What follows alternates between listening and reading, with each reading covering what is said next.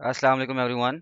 सो हम बात कर रहे थे basically weapons of mass destruction पे। ठीक है, हम इस लेक्चर को डिस्कस कर रहे थे, तो आज इसका ये पार्ट 4 होगा। सही है। हमने इनिशियली क्या डिस्कस किया? हमने डिस्कस किया कि वेपन्स ऑफ मैस डिस्ट्रक्शन या फिर जो न्यूक्लियर वेपन्स हैं वो क्या होते हैं। Then we talked about the delivery systems, जिसमें मिसाइल वगैरह कैसे इनको डिलीवर करते हैं, हमने उनको पढ़ा था। Then we talked about the MTCR, missile technology control regime. सही है, हमने ये चीज़ कवर की थी। After that we talked about NPT, nuclear non proliferation treaty. हमने इसके बारे में पढ़ा था कि वो क्या चीज़ है।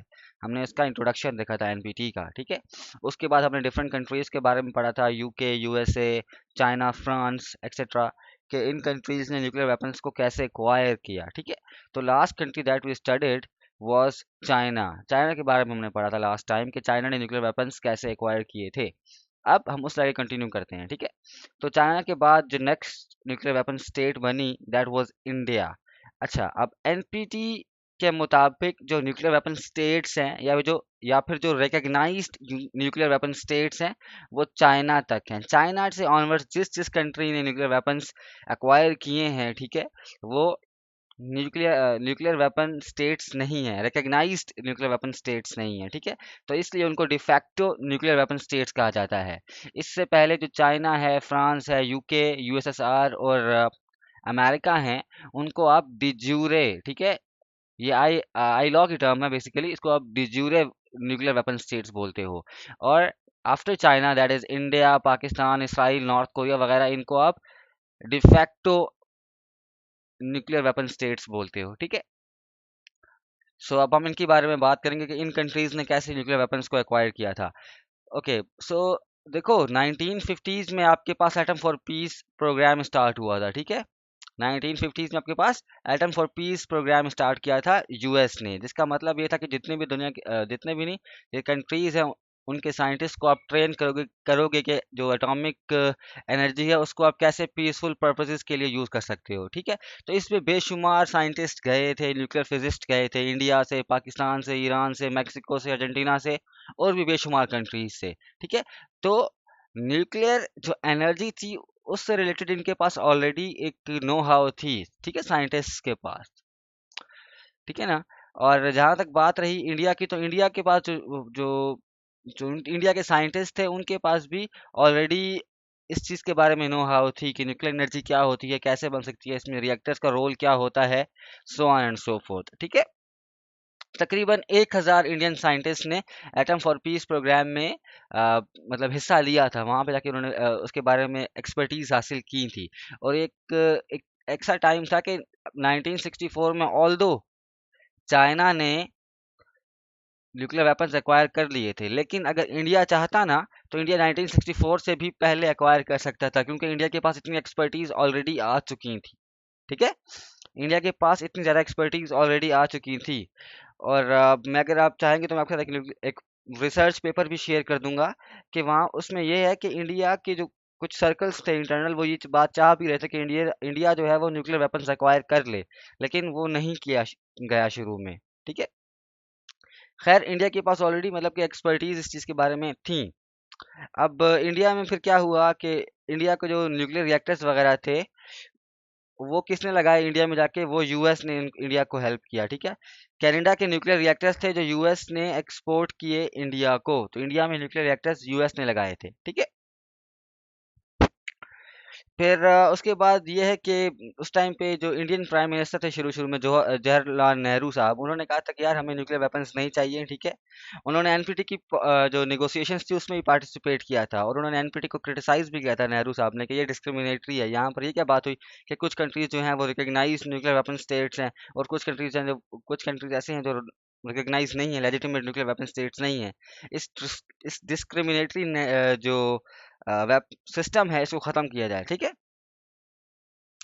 तो ये बेसिकली सिस्टम था इंडिया का। ठीक है, फिर होता यह है कि इंडिया, मैंने आपको बताया कि इंडिया के पास ऑलरेडी जो न्यूक्लियर एक्सपर्टीज थी वो तो 1950 60s में आ चुकी थी। फिर जब 1962 में वॉर हुई इंडिया की चाइना के साथ, और चाइना ने बहुत मतलब इंडिया को नुकसान पहुंचाया था। देन 1965 में पाकिस्तान के साथ वॉर हुई, 1971 में दोबारा से पाकिस्तान के साथ इनके रिलेशन ख़राब हुए। ठीक है, तो इन सब वजूहत की वजह से इंडिया ने क्या किया, इंडिया ने न्यूक्लियर प्रोग्राम अपना स्टार्ट किया, उसकी जो प्राइमरीली वजह थी वो चाइना थी। वैसे बेसिकली अगर आप मुझसे पूछोगे तो आई वुड से कि भाई China was the prime reason, लेकिन of course relations with Pakistan and India also played the role. ठीक है, तो इंडिया ने अपना न्यूक्लियर प्रोग्राम स्टार्ट कर दिया था और इवेंचुअली इन 1974 इंडिया ने पहला न्यूक्लियर टेस्ट किया। उसका उन्होंने नाम दिया स्माइलिंग बुधा। ठीक है, अब देखिए मतलब किसी को धूल झोंकने का क्या हो सकता है कि इंडिया ने कहा कि भाई ये हमारा एक पीसफुल एक्सप्लोजन की है हमने। ठीक है, इंडिया ने न्यूक्लियर टेस्ट किया अपने और कहा कि ये हमने एक पीसफुल एक्सप्लोजन की है, कि हमारा जस्ट ना एक पीसफुल इसका मकसद है। ठीक है, मतलब इसकी हमारा मकसद पीस पीस का है। ठीक है, खैर जब इंडिया ने एक्सप्लोजन की है न्यूक्लियर टेस्ट की तो लोगों में काफी यानी कि इसके बारे में वो हुआ, अ, तशवीश फैली दुनिया में। ठीक है, कि यार इंडिया ने भी न्यूक्लियर वेपन्स एक्वायर कर लिए हैं, अब क्या होगा। ठीक है, तो इसके बाद आपके पास आता है CTBT। इंडिया के पीसफुल एक्सप्लोजन के बाद दुनिया में जब तशवीश फैली तो उन्होंने एक नई ट्रीटी लेकर आए, उसको बोलते हो कंप्रिहेंसिव टेस्ट बैन ट्रीटी। ठीक है, CTBT ये आई थी इंडियन टेस्ट के बाद। खैर इसको हम बाद में पढ़ेंगे। तो मतलब इंडिया ने 1974 में न्यूक्लियर वेपन्स एक्वायर कर लिए थे, फिर उनको उन्होंने टेस्ट भी कर लिया था। इवेंचुअली इन 1988 यानी इंडिया ने फिर टेस्ट किए थे, जिसके रिस्पांस में फिर पाकिस्तान ने भी टेस्ट किए थे 1998 में। ठीक है, और इस टेस्ट के नाम को उन्होंने दिया था ऑपरेशन शक्ति। ऊपर जो नाम था वो था स्माइलिंग बुद्धा, यहाँ पर जो उन्होंने टेस्ट किया था उसका नाम दिया था ऑपरेशन शक्ति। So that's how India acquired nuclear weapons. After that Israel, कहा जाता है कि इसराइल ने 1979 1978 81 इसके आसपास जो है ना कहीं पर न्यूक्लियर वेपन्स की कैपेबिलिटी एक्वायर कर ली थी। अब एग्जैक्ट फिगर पता नहीं है, उसकी वजह यह है कि इसकी वजह यह है कि इसराइल ने ना कभी न्यूक्लियर वेपन्स की कोई टेस्टिंग की है। ठीक है, ना ही अपना जो उनका जो सिस्टम है उन्होंने IAEA के अंडर प्लेस किया है, और उसकी कोई और मतलब ऐसी कोई दलील है भी नहीं। मतलब एक बहुत ही कोवर्ट सब प्रोग्राम है, छुपा हुआ सब प्रोग्राम रहा है इसराइल का, इन्होंने कुछ भी इसके बारे में बताया नहीं है। ठीक है, लेकिन कहा जाता है कि जो इसराइल की न्यूक्लियर कैपेबिलिटीज हैं, उसकी हेल्प कैसे हुई कि उसको हेल्प किया था फ्रांस ने। ठीक है, और 1960s में उन्होंने अपना प्रोग्राम स्टार्ट कर दिया था इसराइल ने। उसके बाद ये फ्रांस ने इसराइल को हेल्प किया था एक न्यूक्लियर फैसिलिटी बनाने में, वो है डिमोना में। ठीक है, अब मसला ये मैंने आपको बताया ऑलरेडी ये है कि इसराइल के बारे में यू कांट से मच, कितने न्यूक्लियर वेपन्स इसराइल के पास हैं, उनकी रेंज कितनी है, कुछ you never know. Sorry, range तो मिसाइल्स की होती है, लेकिन मैं बात कर रहा था न्यूक्लियर वेपन्स की, कि इसराइल के पास कितने नंबर ऑफ वेपन्स हैं ये नहीं पता, कब एक्वायर किए ये नहीं पता, कितनी कैपेबिलिटी है ये भी नहीं पता, क्योंकि इसराइल ने कभी ना टेस्ट किए हैं ना ऑफिशियली डिक्लेयर किया है। ठीक है, तो इसराइल और एक और चीज़ कि इसराइल ने कभी भी ऑफिशियली इस चीज़ को कमिट नहीं किया कि हमारे पास न्यूक्लियर वेपन्स नहीं है, ना ही और इसराइल ने इस चीज़ को डिनाई किया है कि हमारे पास न्यूक्लियर वेपन्स हैं। मतलब वो ना एम्बिगुअस रखा हुआ है उन्होंने दुनिया को। ठीक है, तो ये इसराइल भी आपके पास एक न्यूक्लियर वेपन स्टेट है। Then let's talk about Pakistan. Pakistan ने 1998 में न्यूक्लियर वेपन्स को एक्वायर कर लिया था, को कैपेबिलिटी उन्होंने दुनिया को शो की। अच्छा, जहाँ तक बात रही एक्वायर करने की न्यूक्लियर वेपन्स को, तो पाकिस्तान के पास जो न्यूक्लियर वेपन्स बनाने की कैपेबिलिटी थी ना वो 1984 से लेके 86 तक आ चुकी थी। ये मैं नहीं कह रहा हूँ, ये हमारे जो न्यूक्लियर साइंटिस्ट थे अब्दुल कदीर खान, उन्होंने इंटरव्यू में कहा था AQ खान ने कि पाकिस्तान ने जो न्यूक्लियर कैपेबिलिटीज़ थी उसके लिए जितनी भी इन्रिचमेंट चाहिए थी यूरेनियम की, वो हमने 1984-85 में ऑलरेडी कर ली थी। ठीक है, खैर स्टार्ट करते हैं कि पाकिस्तान के न्यूक्लियर प्रोग्राम कैसे स्टार्ट होता है। तो यार अगेन सेम प्रोसेस कि एटम फॉर पीस प्रोग्राम में पाकिस्तान को भी पाकिस्तान के साइंटिस्ट भी US के ट्रेनिंग्स ली, तो उनके पास काफ़ी एक्सपर्टीज आ चुकी थी। देन जो एक इम्पॉर्टेंट पॉइंट हुआ वो इंडो पाक रिलेशंस था। ठीक है, अब मैंने आपको बताया 1962 में चाइना और इंडिया की जंग होती है, उसके बाद 1974 में इंडिया एक स्माइलिंग बुद्धा के नाम से टेस्ट करता है अपने न्यूक्लियर वेपन्स। ठीक है, अब इस चीज़ से पीछे क्या होता है, 1971 में एक बहुत बड़ा सेटबैक हुआ था पाकिस्तान को, उसमें इंडिया ने एक बहुत इंपॉर्टेंट रोल प्ले किया था, क्रिएशन ऑफ बांग्लादेश जो हुई थी। ठीक है, तो जो पाकिस्तान इंडिया के रिलेशंस थे वो बहुत इंपॉर्टेंट रोल प्ले किया उन्होंने, कि 1965 की वॉर, फिर 1971 में बांग्लादेश का मुल्क बन जाना नया एक, ठीक है। उसके बाद इंडिया का 1974 में स्माइलिंग बुद्धा का टेस्ट करना, तो ये एक बहुत बड़ा वजह थी। उस टाइम पे जुल्फ़िकार अली भुट्टो साहब ने इंडिया को कहा भी था, ये मतलब बात की थी कि इंडिया को ये नहीं करना चाहिए, न्यूक्लियर वेपन्स नहीं बनाने चाहिए। अगर इंडिया न्यूक्लियर वेपन्स बना देगा तो हमारे रीजन में एक बहुत ज़्यादा पावर इम्बैलेंस क्रिएट हो जाएगा, ठीक है।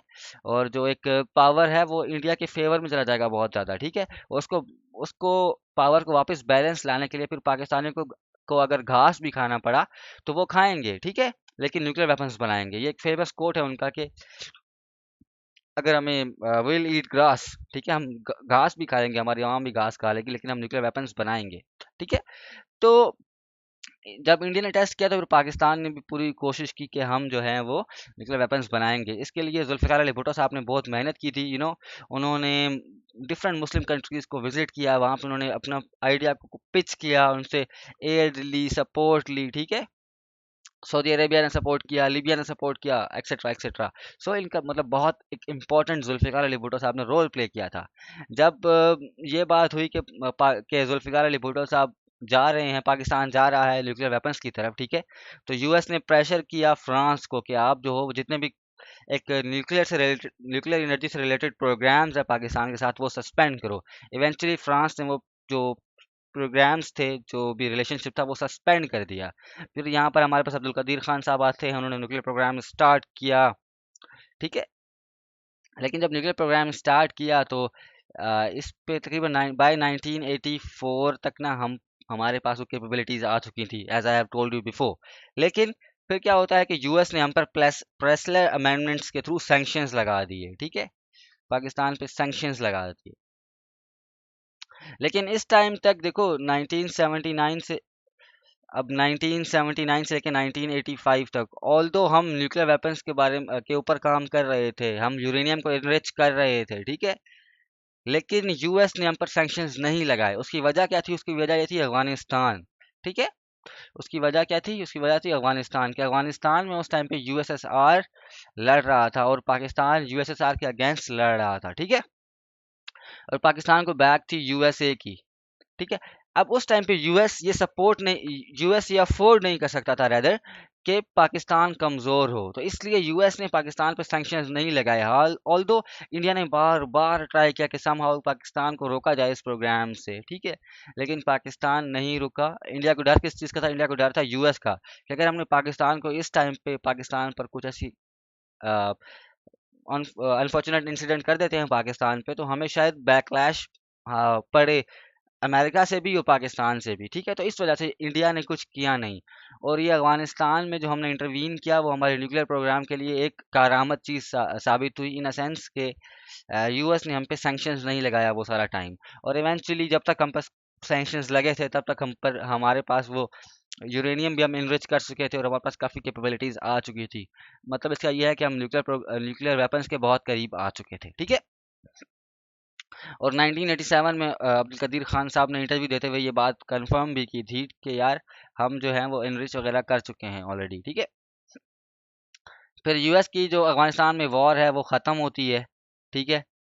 तो फिर क्या होता है? फिर यूएस जब वापस जाता है तो फिर वो पाकिस्तान पे सैंक्शंस लगा देता है। प्रेसलेस सैंक्शंस होती हैं वो भी, और एक सिमिंगटन सैंक्शंस थी वो भी पाकिस्तान पे लगा दी गई जब यूएस वापस गया। लेकिन तब तक पाकिस्तान न्यूक्लियर वेपन्स बना चुका था। ऑल्दो हमने ऑफिशियली डिक्लेयर नहीं किया था, लेकिन पाकिस्तान न्यूक्लियर वेपन्स एक्वायर कर चुका था, ठीक है।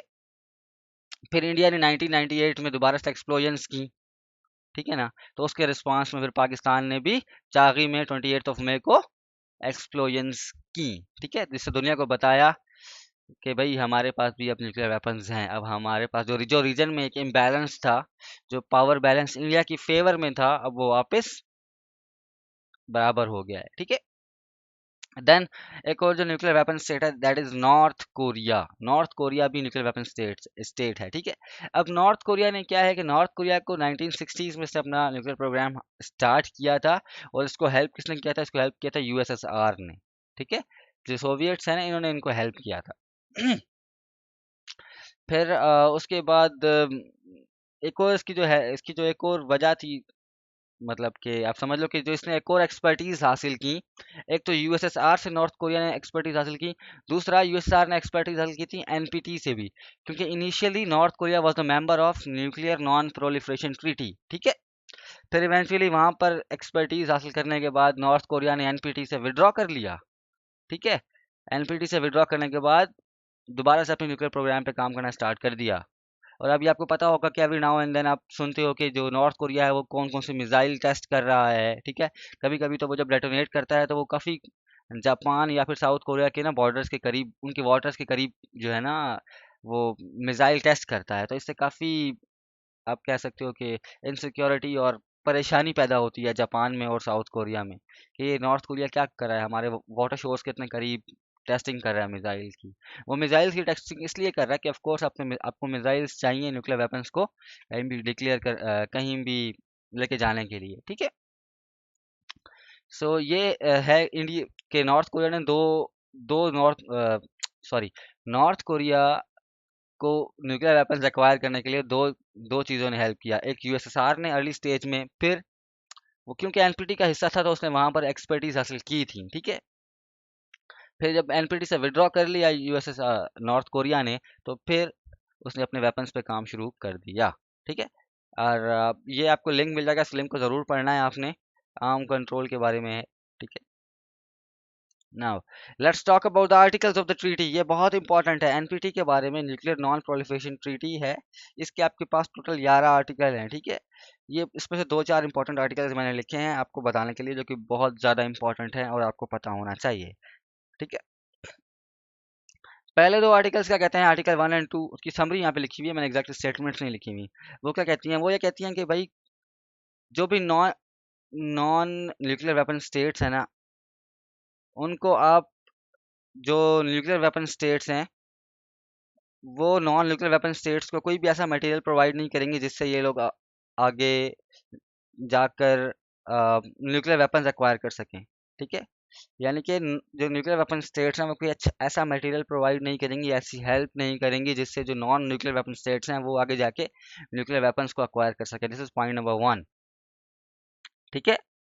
दूसरा इन्होंने इसमें एक और इम्पोर्टेंट पॉइंट क्या है कि आर्टिकल 3 की में क्या बात होती है कि जितने भी नॉन न्यूक्लियर वेपन स्टेट्स हैं ना, ये नॉन न्यूक्लियर वेपन स्टेट से मतलब है जो 5 स्टेट्स हैं ना, उसके अलावा स्टेट सारी उनकी बात कर रहा हूँ, कि ये सारे की सारी जो नॉन न्यूक्लियर वेपन स्टेट्स हैं अपनी जो उनकी फैसिलिटीज़ हैं, जहाँ पे ये जैसे इनके रिएक्टर्स हो गए वगैरह वगैरह, ये सारे अब आई ए ई ए के अंडर प्लेस करेंगे। आई ए ई ए इदारा है जो न्यूक्लियर एक्टिव किसी भी कंट्री की जो न्यूक्लियर एक्टिविटीज़ हैं, न्यूक्लियर रिएक्टर्स हैं, जो न्यूक्लियर इंफ्रास्ट्रक्चर होता है उस पर चेक रखता है, ठीक है।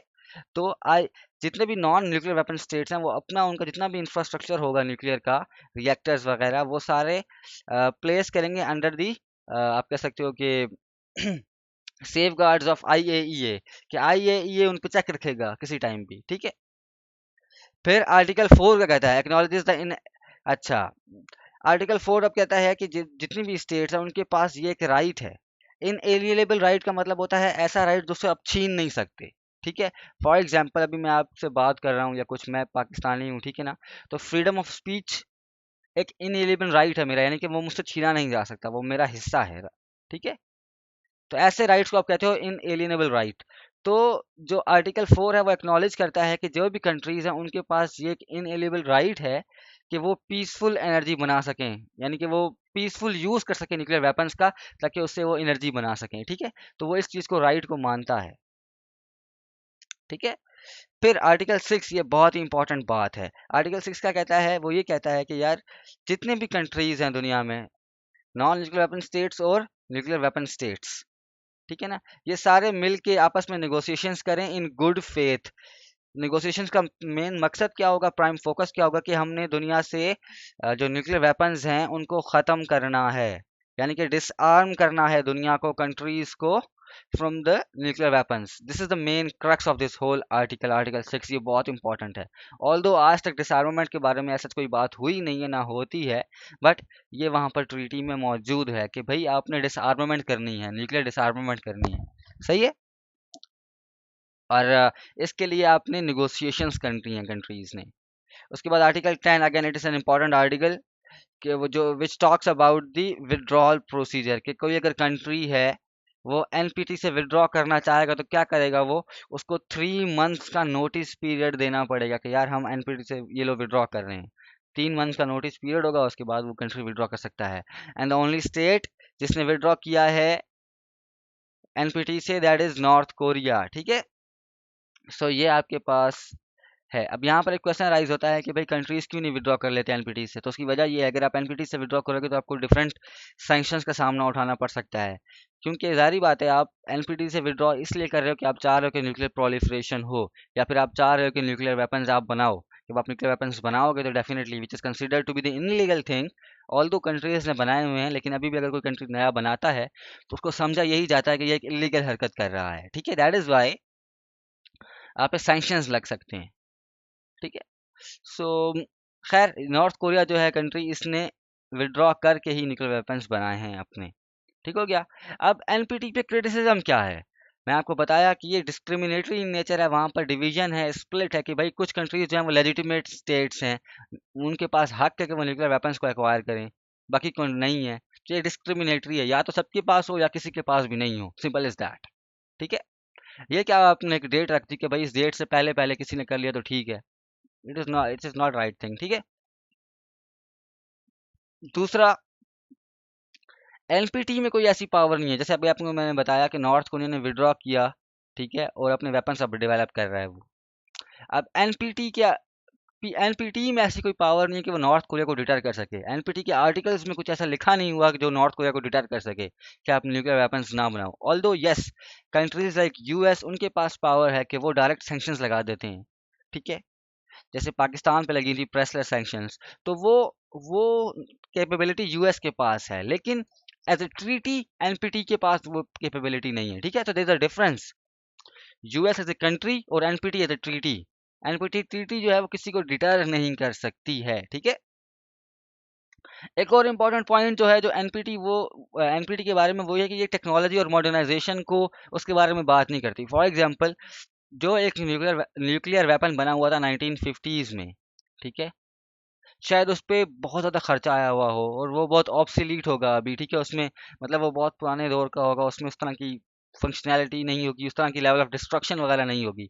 अब वेपन्स हो रहे हैं आपके पास मॉडर्नाइज, ठीक है, टेक्नोलॉजी खुद को अपडेट करती है, अपग्रेड करती है, तो अब वेपन्स शायद उसी आप कह सकते हो कि कॉस्ट में आपको ज़्यादा वेपन्स मिलेंगे, ज़्यादा अपडेटेड, ज़्यादा लीथल। ठीक है, तो ये चीज़ वेरी करती है। अब इसको टैकल करने के लिए भी एनपीटी के पास कुछ नहीं है, और मॉडर्नाइजेशन हुई जा रही है, हुई जा रही है। ठीक है, उसके बाद एक और इम्पॉर्टेंट पॉइंट क्या है, एक मिनट, कि polar world fuelling the arms race, कि दुनिया में पोलैरिटी बढ़ती जा रही है। ठीक है ना, दुनिया में डिविजन्स बढ़ती जा रही हैं। Division it could be on the basis of political, on the basis of religious, secular, whatever you want to call it. उसकी वजह से भी आपके पास जो आर्म रेस है वो बढ़ती जा रही है। फॉर एग्जाम्पल, अभी देखो, ईरान ने कहा कि, ईरान ने ना जब जेसीपीओआ से यूएस ने विड्रॉ किया और ईरान पे सैंक्शंस लगा दिए, तो ईरान ने अपनी न्यूक्लियर कह रहा हूँ, ईरान ने अपनी यूरेनियम इनरिचमेंट बढ़ा दी। ठीक है, अब ईरान ने अपनी यूरेनियम इनरिचमेंट तो बढ़ा दी, तो इस नतीजे में क्या हुआ, इसके नतीजे में केएसए ने कहा, जो कि राइवल है ईरान का, उसने कहा कि अगर ईरान न्यूक्लियर वेपन्स बनाएगा तो फिर यूएस के पास, सॉरी, केएस के पास कोई और ऑप्शन नहीं है सिवाय इसके कि वो भी न्यूक्लियर वेपन्स बनाए। तो ये क्या है, इसका मतलब यही है कि भाई आप आर्म रेस को फ्यूल कर रहे हो। ठीक है, फ्यूल देना इनके बढ़ावा देना किसी चीज़ को होता है। ठीक है, फिर विड्रॉल ऑफ यूएस। अब एक और यूएस का भी मसला क्या है, देखो, although US is a global leader, ठीक है, तो ये यूएस की रिस्पॉन्सिबिलिटी बनती है कि वो लीड करे ना। डिसआर्मामेंट के केस में यूएस लीड करता है, ठीक है, ना रशिया को बता कहता है कि आओ हम बात करते हैं। ठीक है, नहीं, रेदर जो ट्रीटीज थी पुरानी यूएस और यूएसएसआर के दरमियान, जिसके थ्रू इन्होंने जो मिसाइल्स या फिर जो न्यूक्लियर वेपन्स की, आप कह सकते हो कि प्लोरिफरेशन थी, उसको रोकने के लिए जिन्होंने आपस में ट्रीटीज की हुई थी, इन्होंने वो भी ख़त्म कर दी हैं। फॉर एग्जांपल, ट्रम्प इरा में जो न्यू स्टार्ट ट्रीटी थी between US and USSR, US ने वो ख़त्म कर दी, ट्रम्प ने उससे विड्रॉ कर दिया, कह दिया कि यूएसएसआर उसको फॉलो नहीं कर रहा। ठीक है, तो इस तरह यूएस जो है ट्रीटीज से विड्रॉ कर रहा है। ऐसी ट्रीटीज जो जिन्होंने बाउंड किया हुआ था यूएसए और यूएसएसआर को कि भाई अब आप ज़्यादा न्यूक्लियर वेपन्स नहीं बनाओगे, नहीं डिप्लॉय करोगे ऐसे मिसाइल्स, ठीक है, जिनकी रेंज इतनी ज़्यादा होगी। लेकिन यूएस ने उससे विड्रॉ कर लिया। तो इसका मतलब क्या हुआ? इसका मतलब यही हुआ कि अब यूएस और बनाएगा तो दुनिया में न्यूक्लियर वेपन्स और बढ़ेंगे, ठीक है। फिर रीजनल राइवलरीज में आपको ऑलरेडी बता चुका हूँ, जैसे केएसए वर्सेस ईरान की एग्जांपल दी थी मैंने आपको, ठीक है। उसके बाद जो सबसे इंपॉर्टेंट क्रिटिसिज्म है एनपीटी की वो क्या है कि जो 4 मोस्ट इंपॉर्टेंट कंट्रीज है ना इस टाइम पे, वो इसके सिग्नेटरी नहीं है। इंडिया नहीं है। इंडिया क्लेम करता है कि एनपीटी जो है वो डिस्क्रिमिनेटरी है, this is what India says, ठीक है। पाकिस्तान भी सिग्नेटरी नहीं है। पाकिस्तान कहता है, अब यहाँ पे point of view soon low, India का पॉइंट ऑफ व्यू या जो इंडिया का नैरेटिव है एनपीटी पे वो ये है कि ये डिस्क्रिमिनेटरी इन नेचर है। पाकिस्तान का नैरेटिव ये नहीं है कि discriminatory, although Pakistan says to some extent कि yes it is discriminatory in nature, लेकिन पाकिस्तान कहता है कि ठीक है हम फिर भी एनपीटी को साइन कर लेंगे ऑल्दो डिस्क्रिमिनेटरी है फिर भी, लेकिन पहले इंडिया को साइन करवाओ। पहले इंडिया से आपने साइन करवाना है, पहले इंडिया को मेंबर बनाओ एनपीटी का, फिर हम मेंबर बनेंगे एनपीटी का, ठीक है। तो पाकिस्तान का जो sole nuclear this whole thing है, इट रिवॉल्व्स अराउंड इंडिया, ठीक है, कि इंडिया ने अगर एनपीटी साइन कर लिया तो हम भी कर लेंगे, इंडिया ने और कोई एग्रीमेंट न्यूक्लियर से रिलेटेड साइन किया तो ही हम करेंगे, ठीक है। सो पाकिस्तान का पॉइंट ऑफ व्यू है कि although it is discriminatory in nature but we are still willing to do it, we are still willing to ratify it, लेकिन पहले इंडिया को करना पड़ेगा, ठीक है। सो ये आपके पास है पाकिस्तान का और इंडिया का perspective on this issue. Apart from that, north Korea भी सिग्नेटरी नहीं है एनपीटी का, इसराइल भी सिग्नेटरी नहीं है एनपीटी का। तो दुनिया में टोटल 9 न्यूक्लियर वेपन स्टेट्स हैं, जिसमें से 4 न्यूक्लियर वेपन स्टेट्स जो हैं वो तो सिग्नेटरी नहीं है एनपीटी के। तो ये भी एक बहुत बड़ा सेटबैक है, या फिर आप क्रिटिसिज्म समझ लो, है एनपीटी पे, ठीक है। ये आपको एक ग्राफ, सॉरी एक वो शो कर रहा है आपको कि कौन कौन से कंट्रीज के पास न्यूक्लियर वेपन्स हैं। तो यूएसए, रशिया, चाइना वगैरह वगैरह, जो कि एनपीटी के मेंबर्स भी हैं, ठीक है ना। ये वो कंट्रीज हैं जिनके पास न्यूक्लियर वेपन्स हैं और ये एनपीटी के मेंबर्स हैं, यानी कि ये लेजिटिमेट स्टेट्स की बात हो रही है, ठीक है, कि ये लेजिटिमेट स्टेट्स हैं, इनके पास न्यूक्लियर वेपन्स हैं।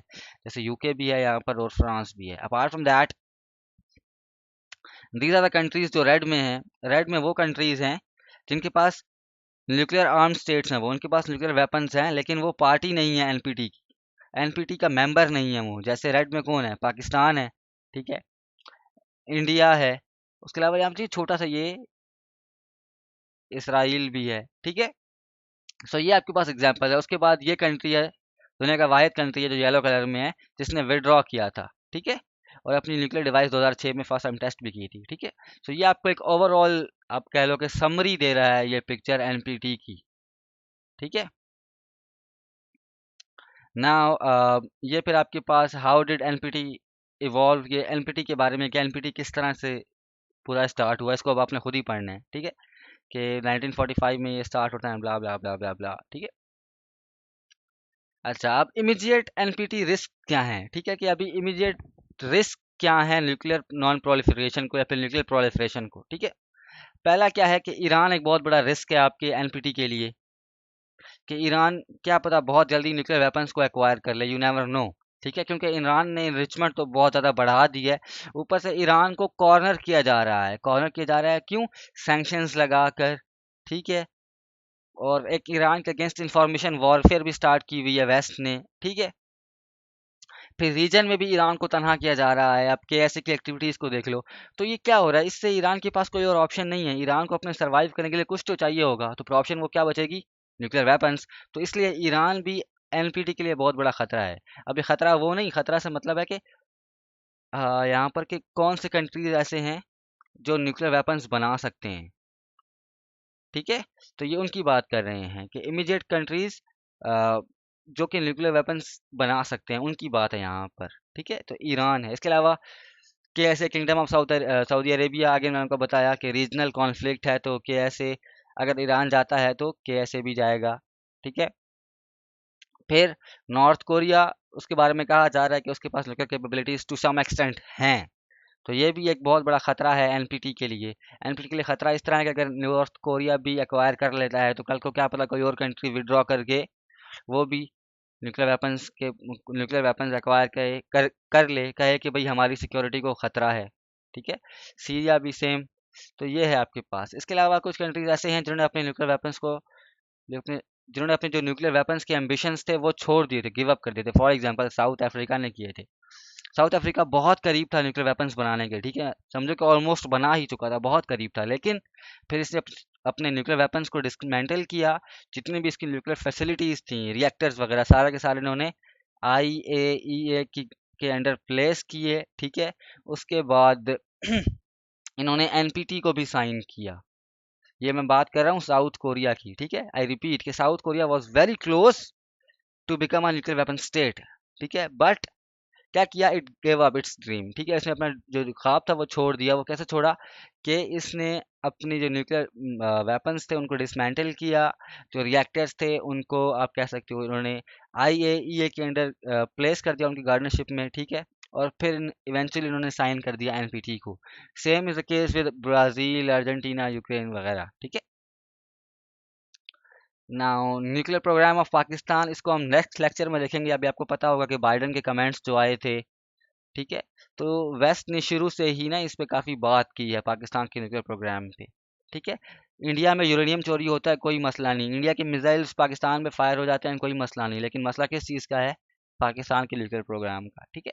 तो हम इसके बारे में नेक्स्ट वीडियो में डिटेल में देखेंगे ये चीज़ें कि पाकिस्तान के न्यूक्लियर प्रोग्राम कैसे स्टार्ट हुआ, उसमें क्या इम्पेडिमेंट्स थे, क्या उसकी रीजंस थी, कॉजेज थी, सब कुछ पढ़ेंगे हम। आज के लिए इतना ही। Or if you have any confusions or query तो मुझे please let me know in the comment section and please share these videos. Thank you very much. आपके शेयर करने से मेरी रीच बढ़ती है, मुझे उससे खुशी भी होती है और एक मोटिवेशन मिलती है। So please इसको कीजिएगा और stay blessed. अल्लाह हाफिज़।